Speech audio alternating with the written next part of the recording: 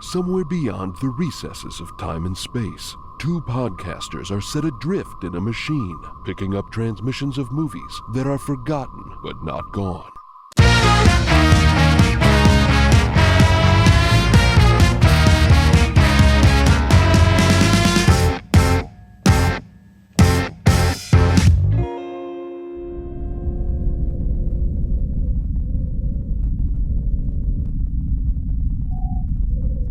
Hey everyone, just want to give you a heads up that we have some Patreon announcements that we are going to announce at the end of today's episode, so stay tuned for that.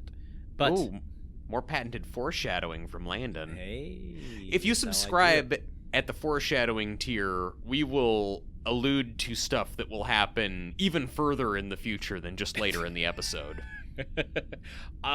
Technically that's true. You're right. Actually, it is. But there's not a foreshadowing tier yet. All right. Something occurred to me, and this is apropos of nothing and will go nowhere. But be sure to subscribe to our Patreon, where everything goes nowhere and means nothing. This is the second film we've covered based on an article. Yeah. The first one was Lee Daniels' The Butler. Do we feel like articles are good sources for movies? As someone who went to journalism school, I say yes, we should have a thriving print media where journalists are paid very well. I think that they can be. I think that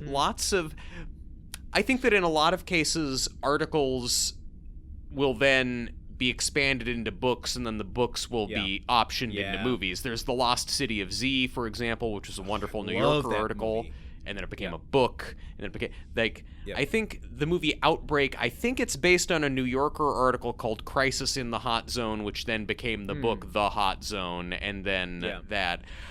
But this movie and The Butler share the same criticism that it has deviated too far from the original premise to, like, disrespectful degrees. Would we say that we were sharing the same criticism of them like that? Like, I don't know that this goes to this seems like it's such a, like, yes, it's about a group of men from Spokane who have a long-running tag game, but no one is going to look at this movie and believe, yes, the real guys who this is based on sometimes pull each other's pants down and punch each other in the butt cheeks a million times. Like, no, they actually, like, shattered the window of a church to dive out it, but found that the other guys had left a million mouse traps on the lawn. Like, it just seems like there are extra considerations you have to make when adapting an article as opposed to the expanded book. But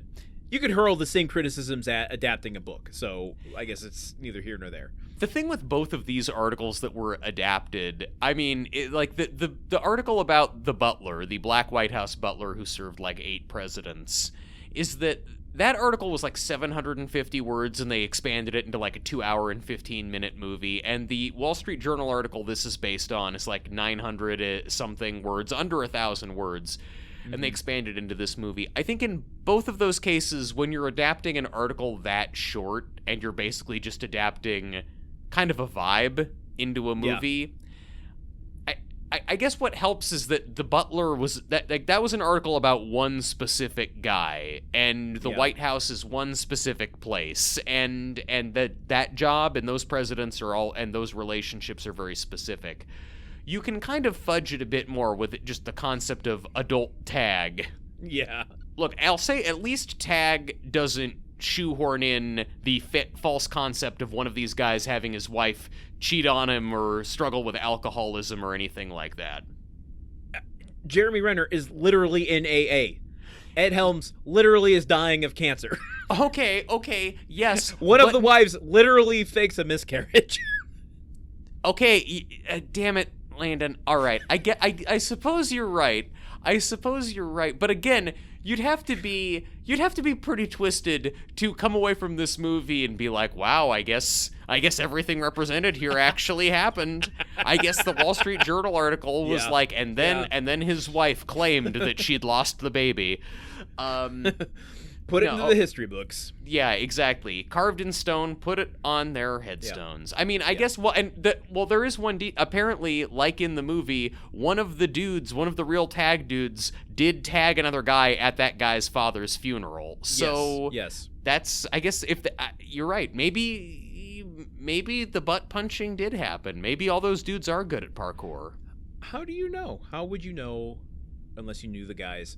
For real. And speaking of the guys, we talked a little bit on the main episode about this being an ensemble of people we like, but it being a little suspension of disbelief that they would all be friends in high school, considering there's a 12-year age difference between Hannibal and John Hamm. Hannibal Buress was like Doogie Howser smart. He was like so much younger than all of them. He just got moved ahead.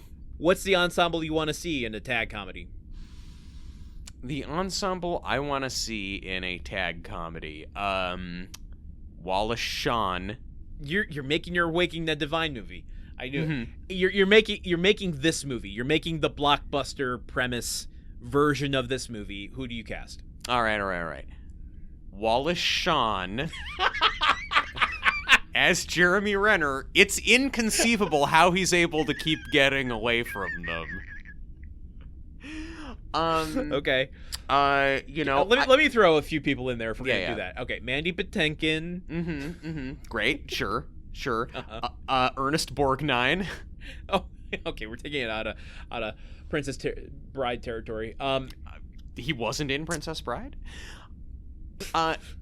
Okay. Who else would I like to see? I mean, honestly, I think Walton Goggins could do well in a movie of he would be the Jeremy Renner. He would I be. I feel like he would be. He'd be better at it because you believe he's weird looking enough that you believe that this is a man who spends all his time thinking about playing tag. And not to just like glob onto real world things, but in that version I see Danny McBride in it. Yeah. It kind of just works. Like if we'd led with Danny McBride and said, "Oh, Danny McBride really fits for it," then we would immediately get to Walton Goggins. The two are chocolate and peanut butter at this point. Well, Will Ferrell and Jack Black were initially attached to this movie. How do you feel about that? I mean, they'd both be great. Like I can see the movie isn't as cool when you put Will Ferrell in it. You can't sell the cool action movie stuff because Will Ferrell is too clownish and ridiculous at all times. So that really works for me. I mean, I think you put those two in it and it is more of a comedy, less of an action movie. Like these are not like Will Ferrell and Jack Black are not like aspirational guys that you look at on screen and you're like, oh man, I wish I was just like them. It's like, those guys are really funny. They're making me laugh. Here's the thing. I was thinking about this and I'm like, wait, this sounds like all of the second guesses I had for the for the Surviving Christmas recasting Ben Affleck part. Like, I just want to take everyone I guessed for that and put them into a tag movie. And then I realized, holy shit, that's the cast of the literal upcoming Anaconda movie. Jack Black, Paul Rudd, okay, Steve Zahn, of course. Well, I guess just those three. But then Tandaway Newton is in that movie as well. Okay. We can have her in the tag movie. Why not? Girls can play tag. But our cast though, they would have let the women play long ago, long before the events of the movie started. I think round that cast out with a Ben Stiller, and then you cast like your super good-looking, athletic character in the Jeremy Renner part, so that you can kind of sell the dweeb squad with the one good-looking guy in the group that's too good at everything. And you know what I didn't say on the main episode? There's a moment when Ed Helms is so upset about never tagging Jeremy Renner that he like destroys his basement. Yeah. And in that moment, I'm like, oh, got it. This is what I feel like playing video games with literally anybody who plays video games. I can never win. I suck at it. It's always out of reach. I don't care how good I am at the game. I always lose, and I'm sick of losing. And therefore, I'm just not going to play anymore. Yeah. I'm sorry I'm sorry I kicked your ass so hard at Mario Kart, man. I didn't know it was affecting you that badly. Do you feel like the Ed Helms destroying the entire basement sequence was a subtle nod to Citizen Kane when he finally reaches his breaking point and destroys his entire like study or whatever? Maybe, yeah. That's his low point as a character. And do you think that his Rosebud is him having cancer? That's the thing that gets secretly revealed at the end. Jesus Christ. Here's my last ensemble pitch to you. Mm-hmm.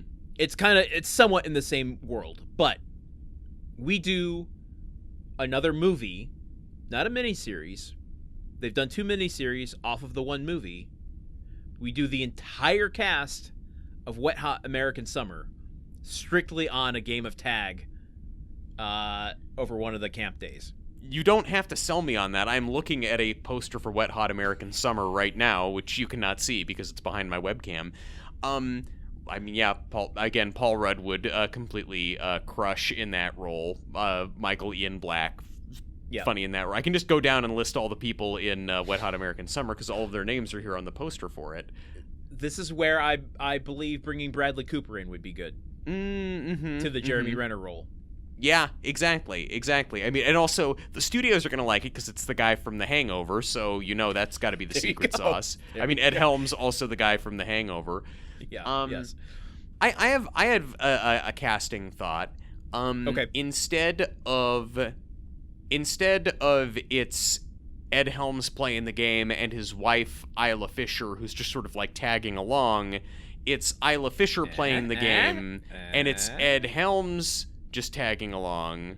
Cool. And then the whole time it's Ed Helms is like Ed Helms is like the connection to the outside world, basically. Like, Isla Fisher is super intense, and Ed Helms is the one being like, hey, none of us have worked in like 2 weeks, and our kid's babysitter has stopped responding to my texts. Maybe we can scale back from the game a little bit. Like, I like her level of intensity, but I just wish that that her partner, like, that there's one partner who's into the game and there's another partner who's trying to be supportive but is bearing the weight of the outside world, which is, I guess, less of a casting note and more of me continuing to flog the horse of me wanting it to be Waking Ned Devine. But, yeah, what if?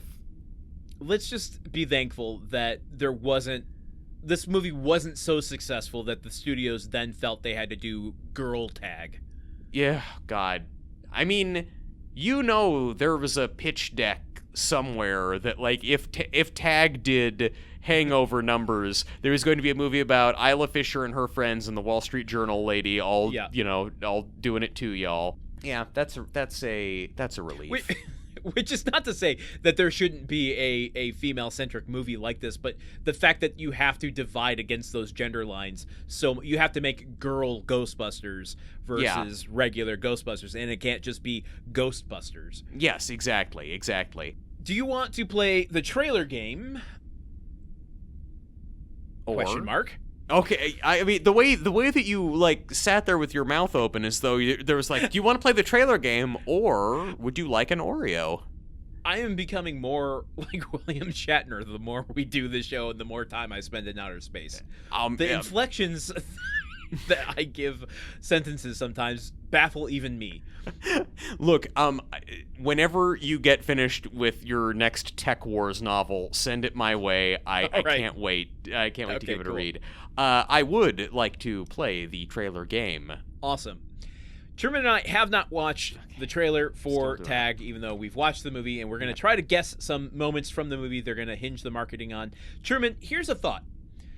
We have done close to 70 movies at this point. Yeah, no, that's literally not true. hundreds. That's not true at all. No, we're close to 50 movies. I don't know. I can't do math. We know this. Trust every number. So much of the podcast is you telling people numbers, and you. The only way to have investment in them is that we trust that the numbers have some bearing on reality, and you just they don't ever. So why is it such a big part of the podcast? We need to just work around the dyscalculia. Oh, all right. I'm going to trust you to edit all of that out and just go with this. We've done close to 40 movies at this point. This feels like the exam for us. If we can't guess what's going to be in the trailer for a big budget comedy, like this is a test of our skills to this point. Mm-hmm. This is a movie made for trailer moments.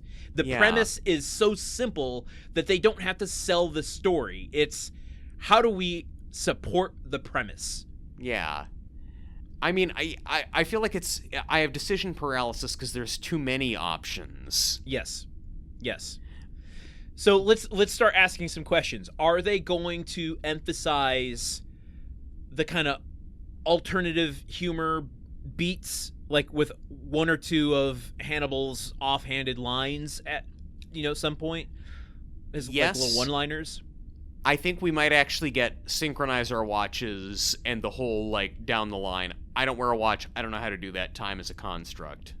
Okay. Because that sets up Ed Helms is super committed to it. They're taking it super seriously, like they're commandos, and then it gives you snippets of the personalities.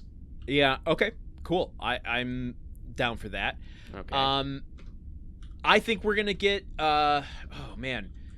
I'm trying to think of how they're going to introduce Jeremy Renner. Having the journalist there provides so many moments of simple explanation and exposition that come out great for trailer games. They're not building for trailer games, for trailers. They cut the trailer for us. It was made for us.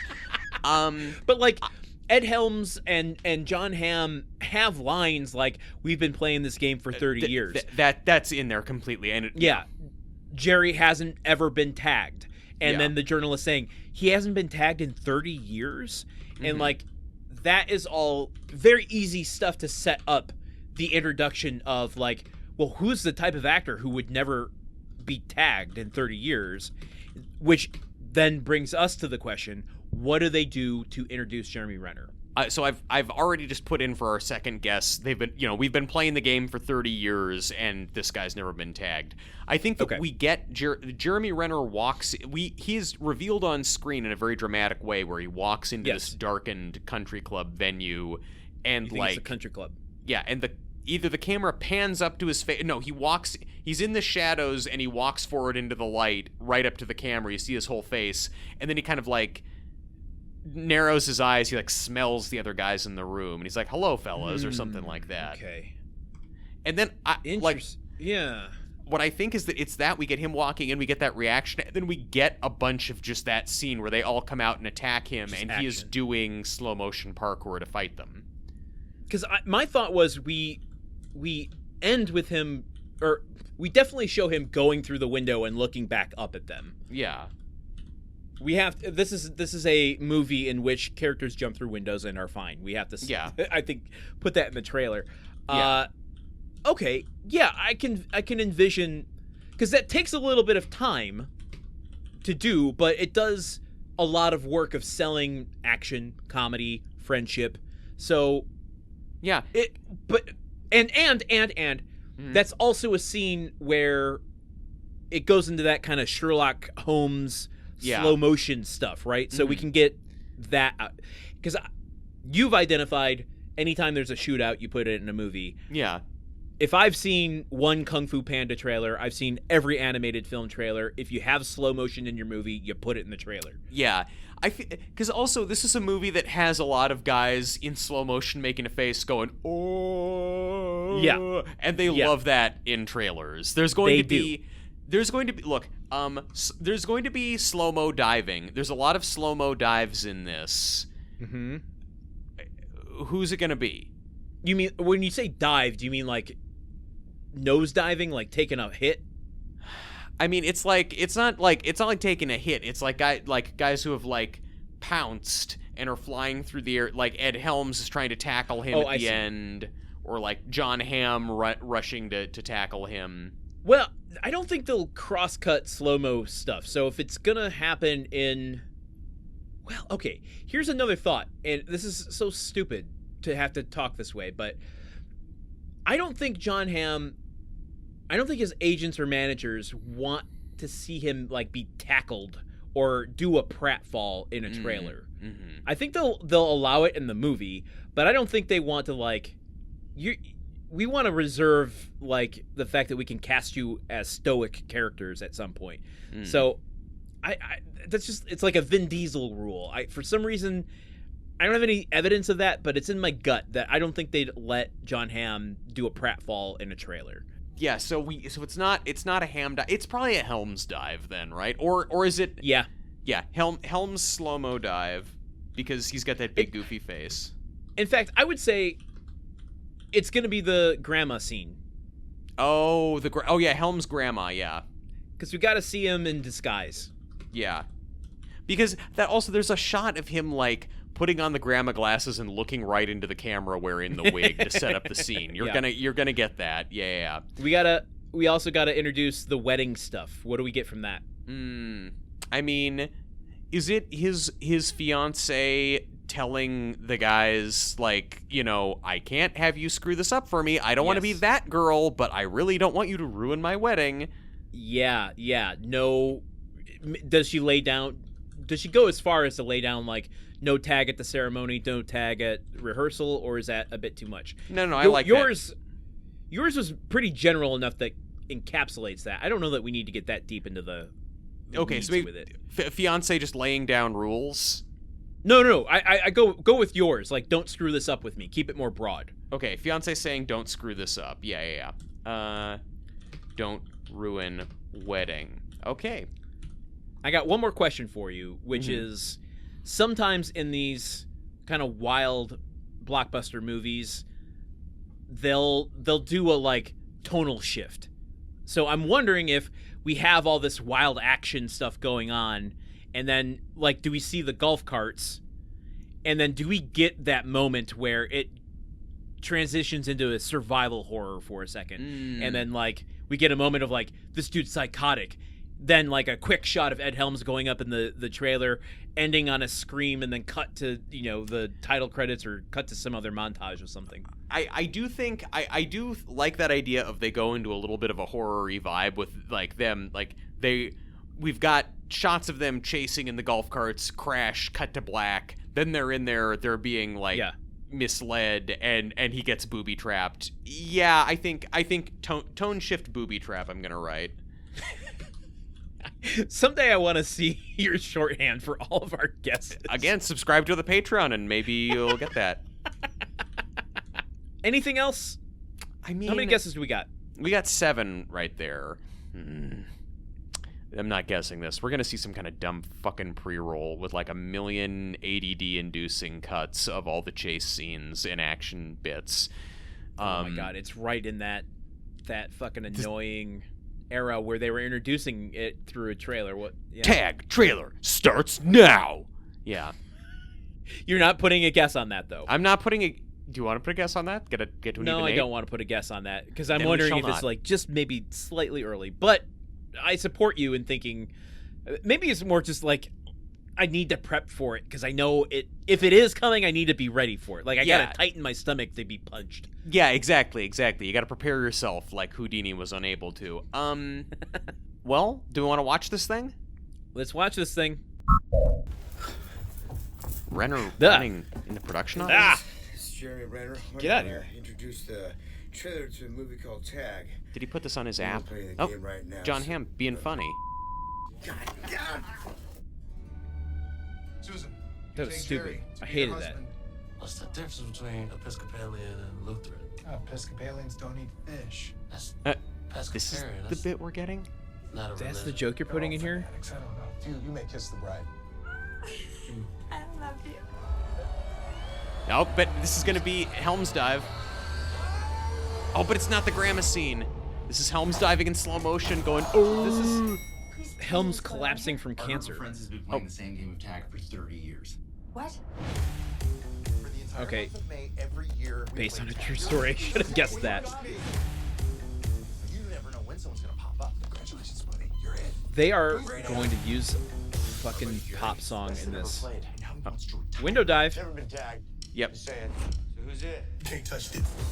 This is the year we get Jerry. Can't touch this. Oh my god. Honestly, I'm appropriate. not mad at that choice. I don't know how to do that. I don't wear a watch. Time is a construct. Boom. Hell yeah. Some couples go on cruises. I was gonna ask about the donuts. Some couples go to strip Oh. clubs and have gangbangs. And this is is just You what got to we put the love. This is slapstick our in there. gangbang. Okay. Wow. Jake Johnson falling. Seems like the game has really kept you guys connected. Golf carts. This trailer has as many needle drops as the movie does. I was really going into friendship. How do you go from MC Hammer to Joe Cocker? Yeah. That was a side moment in the movie. It wasn't even like a scene. The funeral. Eat my dick. Balls. But Oh, this was ice kind of cream. funny. What? He knows I'm lactose intolerant. He's content. that made me laugh really hard during the movie too. Yeah. Wow. I wasn't expecting it to promote so heavily on male friendship. I love it, Yeah. but I'm kind of confounded by that trailer. I think mostly because I was so thrown off guard and off kilter by Jeremy Renner charging at me, which I've said before. I do not like things running at me. It is not my favorite thing in the world, and starting a pre-roll with Jeremy Renner literally charging, holding a selfie, I don't like it. I did not like that.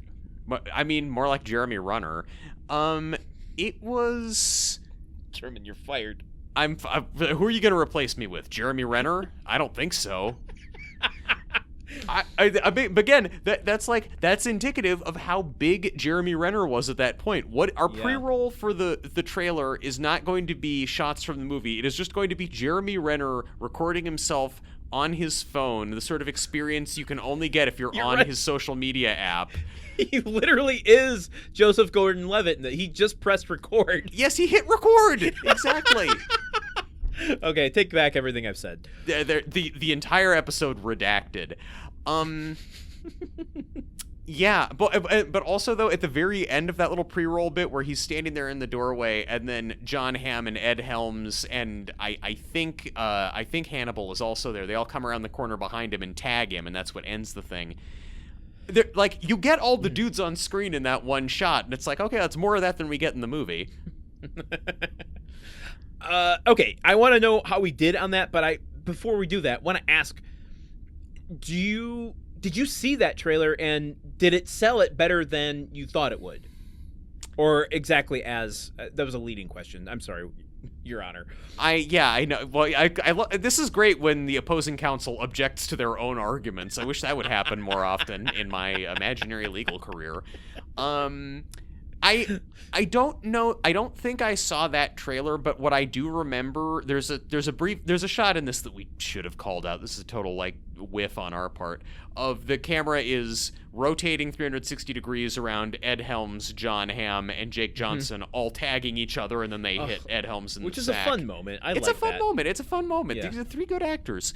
But I definitely remember seeing that was a centerpiece of every trailer of just which kind of sets up they're trying to tag each other. They're immature man children, and when we're all having kind of a goofy time with it. So I remember that specifically. I don't remember this the person at the trailer company whose job is to edit together kind of remixes of songs, like how they're kind of starting out. Don't touch this, beanie-nee-doot. And then beanie-nee-doot, and then kind of building on it until they get into the song. It's a cool job. Maybe I could do that job.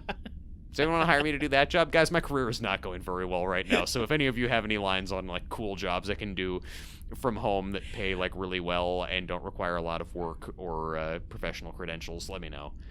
Hey man, you have 75 movies of trailer commentary. I think you are becoming an expert on it, and they should hire you as someone who puts trailers together. Yeah, and they should hire you conceptual. In a conceptual big picture stuff. VP of what song would be good to remix in the trailer. That would be my job. And they should hire you to do math, because you have 200 movies worth of experience on talking about box office statistics. I will definitely inflate their numbers. So how did we do on that? So out of 7, we got 3 of them. We got let's synchronize our watches. Time as a construct. Playing this game for 30 years and he's never been tagged. We don't get Renner walking into the club. We do get the club fight, but we didn't write club fight down. We have him jumping out the window, so got that one. Okay. No Helm's grandma. We replaced it Helm's diving with Helm's grandma, and we got Helm's diving going. Oh, I was so close to asking if we'd get the donut flipping in there, and I just didn't do it, and we don't get the point for it. Yeah, close only counts in horseshoes and donut throwing. Well, okay, we did not do super great on that, and we didn't get Don't Ruin the Wedding from the Fiancé, and we didn't get the tone shift booby trap. Did not expect. I mean, we saw the booby trap, but not the tone shift, so I don't think we deserve the point. But, yeah, I would not have expected them to open on the wedding. Doesn't matter. We did what we did. I can't believe they did the Episcopalian pescatarian bit. That's such a weak joke to open the trailer on.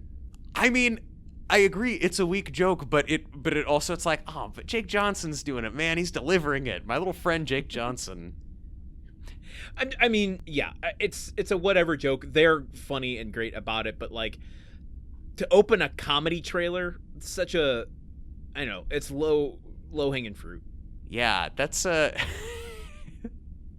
yeah, if you only see the first few seconds of the trailer, you think this is a movie about Jeremy Renner running down a hallway and then guys debating the meaning of Episcopalianism. That's the thing. It's like you don't want to start a comedy trailer with something that elicits a You don't want to start a comedy trailer with something that makes the most pretentious guy in the audience stand up and go, actually, it's the American version of the Anglican Church, which only exists because Henry VIII wanted a divorce. Isn't that interesting? And he hikes his pants up to his armpits. Truman, I'm beginning to think that you actually went to see this in the theaters and had such a negative experience that you're trying to bury it. Because I did that, and everyone beat the shit out of me, and I got amnesia and forgot seeing the movie. And you know what? I deserved it. Oh, well, okay. That wraps up our conversation about Tag. Before we see where the machine is sending us next, want to just give a shout out to our Patreon because we've got some big changes going on there, starting immediately, actually. Woo! So we rarely promote our Patreon on this show, and I think we're going to start doing it a little bit more because we're going to start offering some new stuff there. We're not changing the pay scale. It's $1 a month or pay what you will. Yeah. And you get all of this. So we're not dealing with tiers and all that stuff. So if you contribute to Patreon, which is patreon.com/gruntworkpod, it is the Patreon for our entire podcast network, which supports shows like Movie Memory Machine, as well as the other offerings we have. Here's what you get. Not only do you support the show, help us with hosting and keeping this ad-free, all that stuff, we are going to start putting out a monthly newsletter in which there's going to be a bunch of free content. So if you don't want to contribute or can't contribute for a certain month, you can still subscribe for free and get access to this. But if you are a paid subscriber, you will not only get the upcoming movies clue, you will get the clues for the next month's worth of movies. So if you want to get a head start on watching stuff, it's a good way to do that. If you want to have a chance to watch some of these movies 2 or 3 times the way Landen does, so you can go into our episodes with the exact same amount of brain rot that he has, now is your chance. $1 a month. Also, if you join our Patreon as a free member or as a paid member, you can suggest movies. But if you are a paid member, by the end of each season, we are going to let paid members vote on one film we do per season. So we are going to hope that you can influence the machine enough to send us to a point in time that isn't a hellscape. Or if you want to send us to a hellscape, join our Patreon. You have the ability to torment us as much as you want. Join the Patreon, vote in our movie elections, and, you can be an angel or a devil. It's really up to you. And then lastly, starting with the next movie, which we will see where we're going next in just a moment. Yeah, I know. If you are a paid member of our Patreon, you will get 48 to 72-hour early access to the new episodes. So that applies to main episodes, mini transmissions, as well as the 5/4s. If you're some sick freak who's just sitting there fiending on like a Tuesday night, like, I've got to get the new Movie Memory Machine. This is your option. This is your chance to soothe yourself and get the stuff earlier. What is this good cop, bad cop thing? You're calling our listeners and contributors sick freaks. I don't know. I think that being a sick freak under the right circumstances is a good thing. Like, I don't know. Okay. I consider myself a sick freak for my level of interest in, like, I don't know, zoning regulations. So you can do all of that over at patreon.com/gruntworkpod. You can support this show. You can support any of the shows on the network, or you can choose Give Me Everything, which gets you access to the bonus content for all of the shows. If you are interested in hearing me read short stories from time to time, you can get those as well. Now, remember what I was saying about sick freaks earlier? Well, I don't mean that about this. That's a very well-adjusted and normal thing to want to hear Landon read you short stories because he has a wonderful and melodious voice. You can also support this show by leaving a rating review on Apple Podcasts, on Spotify. You can subscribe to us on YouTube, leave a comment there, because it goes a long way to get us into the algorithm, help new people find the show, which is something we really want to do as we round out Season 2 and going into Season 3. But the most likely way to get someone to listen to the show is to recommend it to them directly. Yes. So send them an episode. If there's a particular movie that you know someone loves or hates, send them that episode. Send them the entire feed. Send them the YouTube page. And let them know that they might enjoy listening to these two sick freaks There you go. talk at length about movies. If you have a friend who absolutely loves the movie The Boys in the Boat, send them our episode. We welcome the debate. We welcome the free exchange of ideas. Have them listen to it. Get them on Patreon. We'll talk about, not on Patreon, on Discord. We'll talk to them about it. And hey, maybe they join our Patreon as well. Maybe they wanna get in there and start voting for us to watch even more George Clooney movies. Well, thank you for mentioning Discord, because that's the last thing I want to mention is that Discord is free for everybody. The link to it is in the show notes of every episode. Please join us, talk about these movies with us, help influence the machine. Let us know what you want out of the shows. It's the greatest way to stay engaged, and I respond a lot. He does. So it's not like you'll be talking into a vacuum. Yeah, no. Which I've done, and it's very dusty. God damn it. I'm mainly mad because you said that before I could say it.